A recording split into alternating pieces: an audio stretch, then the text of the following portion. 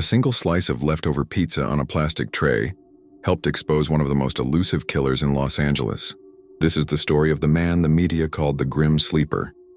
In the mid-1980s, women in South Los Angeles started turning up dead. Most were black women living with poverty, drugs, or street sex work. They were found in alleys and side streets, often shot with a small caliber handgun and left near dumpsters or in hidden spots around the city. Detectives suspected a serial killer, but there were problems. Other predators were active in the same area. Evidence was thin, and many victims were people the system already ignored. Over time, they linked a cluster of killings from 1984 into the 2000s, but the man behind them stayed unknown. He seemed to vanish for long gaps of time, which led to a nickname that would stick: the Grim Sleeper. They had shell casings and DNA from crime scenes. What they did not have was a match in any database. For years, the lab reports just sat there, profiles without a name.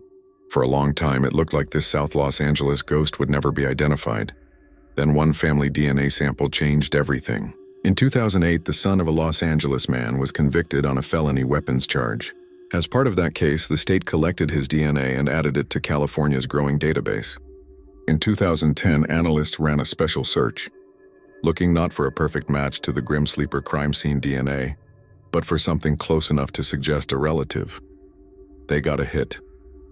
The profile was too young to be the killer, but it pointed directly to his father. Detectives set up surveillance on the father in South Los Angeles. They needed his DNA to confirm what the computer was telling them. That is where the pizza comes in.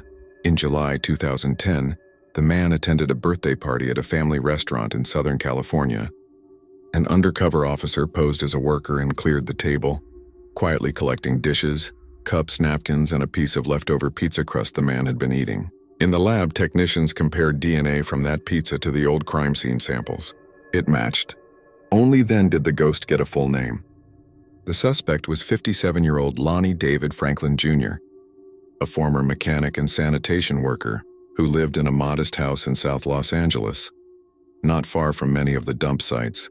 Within days, officers arrested him. After a long pretrial process, his trial began in 2016. That May, a jury found him guilty of 10 murders and 1 attempted murder, and later that year he was sentenced to death. In March 2020, Lonnie Franklin Jr. was found dead in his cell at San Quentin State Prison.